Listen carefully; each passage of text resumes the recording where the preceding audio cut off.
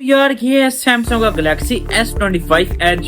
Samsung की 2025 का one of the most innovative and most hype smartphone. लेकिन still इस स्मार्टफोन इतना ज्यादा हाइप होने के बावजूद भी मुकम्मल तौर पर एक फेलियर साबित हो सकता है और इसके ये 3 रीजन निकल के आती हैं। लेकिन इसकी प्रॉब्लम पे बात करने से पहले इसके बारे में बात कर लेते हैं कि क्यों इसे इतनी ज्यादा हाइप दी जा रही है। कुछ टाइम से आपने ये बात जरूर नोट की होगी कि सैमसंग अपने फ्लैगशिप स्मार्टफोन को लेकर काफी हद तक सेम केयर है और काफी आज से रोज 2-4 साल से हमें ये डिजाइन सेम टू सेम देखने को मिलता है। अगर नया देखने को मिलता है तो वो मिलता है 100x का जूम या फिर कुछ AI के फीचर। और हम काफी टाइम बाद सैमसंग के किसी स्मार्टफोन के लिए इतनी ज्यादा एक्साइटेड हुए हैं और वो इसकी जो सबसे बड़ी बात है वो है इसका डिजाइन। पीछे से देखने में तो ये स्मार्टफोन काफी हद तक नॉर्मल सा लगता है, लेकिन अगर आप इसको साइड से देखोगे तो शायद इसको one of the most sexy smartphone बोले बगैर रह नहीं पाओगे। और ये स्मार्टफोन सिर्फ और सिर्फ 5.8 मिलीमीटर की थिकनेस से आता है और इसके सामने सैमसंग गैलेक्सी S25 अल्ट्रा और iPhone 16 Pro Max जैसे स्मार्टफोन भी एक मोटी सी एंड की तरह लगते हैं। और क्योंकि सैमसंग ने इसमें टाइटेनियम का यूज किया है तो ये स्मार्टफोन पकड़ने में बहुत ज्यादा हल्का लगता है। और इसके बैक कैमरा डिजाइन से आप इजीली जज कर सकते हैं कि इसमें हमें सिर्फ ड्यूल कैमरा देखने को मिलेंगे,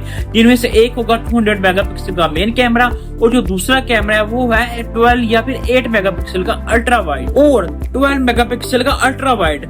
और के वही सेम 200 मेगापिक्सल का मेन कैमरा है जो हमें सैमसंग गैलेक्सी S25 अल्ट्रा में देखने को मिलता है, बट इसमें हमें किसी भी किस्म का टेलीफोटो लेंस देखने को नहीं मिलता। लेकिन हाँ, सेल्फी कैमरा ने सैमसंग में कुछ अच्छा काम नहीं किया। इसमें हमें सेम 12 मेगापिक्सल का कैमरा देखने को मिलता है जो इससे हमें काफी हद तक कम प्राइस में देखने को मिलता है, लाइक सैमसंग गैलेक्सी S25 और S25 प्लस में। लेकिन काफी सारे लोगों ने ये कंप्लेन किया कि हमें अल्ट्रा वाइड की जगह स्मार्टफोन में टेलीफोटो का कैमरा देखने को मिलना चाहिए था। लेकिन बात वही आती है कि इतने स्लिम स्मार्टफोन में टेलीफोटो लेंस डालना फिलहाल के लिए पॉसिबल नहीं है। इसमें हमें इतना स्लिम डिजाइन होने के बावजूद भी स्टिल IP68 की बैटरी रेटिंग देखने को मिलती है और सबसे अच्छी बात इसमें हमें ड्यूल स्टीरियो स्पीकर देखने को मिलते हैं इतने स्लिम डिजाइन में भी। अगर डिस्प्ले की बात कर ले तो इसमें हमें 6.6 इंच की सुपर एमोलेड डिस्प्ले देखने को मिलता है जो कि 120 हर्ट्ज के रिफ्रेश रेट के साथ आता है और जिसमें हमें 2600 तक की पीस ब्राइटनेस देखने को मिलती है जो बहुत ही ज्यादा कमाल की बात है। और इसी डिस्प्ले में हमें सैमसंग का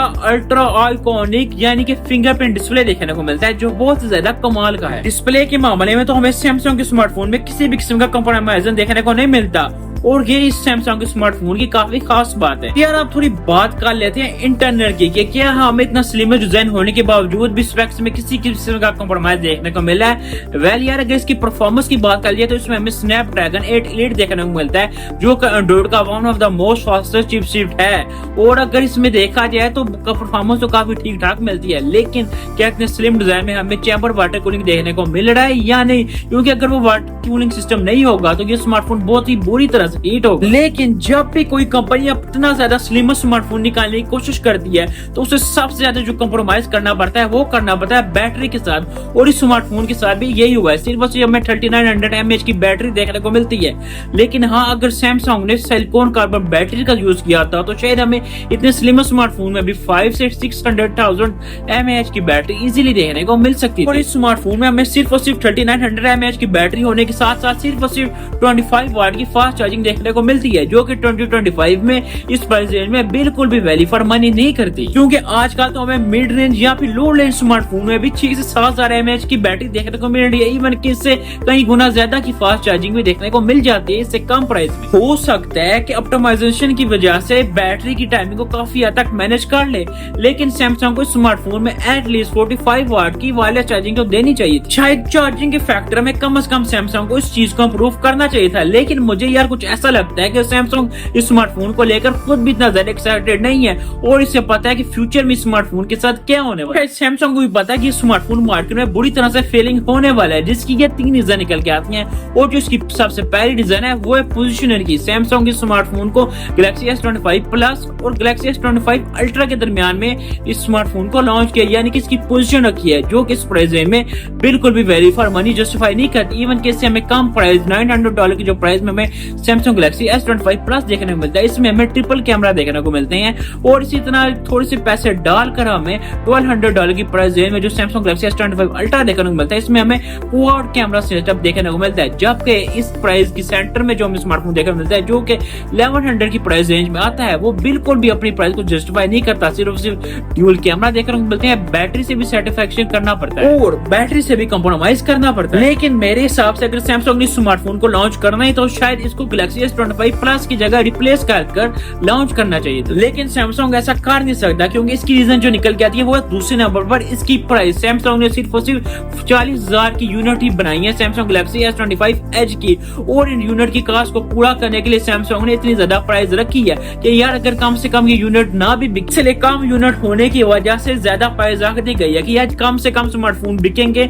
तो सैमसंग को पूरे से पूरा प्रॉफिट निकल के आएगा। जो इसकी तीसरी चीज निकल के आती है वो निकल के आती है आईफोन 17 एयर। वेल यार सैमसंग ने स्मार्टफोन को डायरेक्टली आईफोन 17 एयर से कंपेयर करने के लिए बनाया था, लेकिन स्मार्टफोन सैमसंग ने इस स्मार्टफोन को लॉन्च करने में बहुत ज्यादा जल्दी कर दी और जल्दी में बहुत ही चीजें गलत कर दी। अगर बात कर लिया आईफोन 17 एयर की तो यार ये iPhone 17 air Samsung Galaxy S25 S से भी ज्यादा स्लिम होने वाला है। इसकी थिकनेस शायद 4.5 मिलीमीटर तक हो सकती है और इसकी बैटरी कैपेसिटी में भी हमें कार्बन सिलिकॉन की बैटरी देखने को मिल सकती है।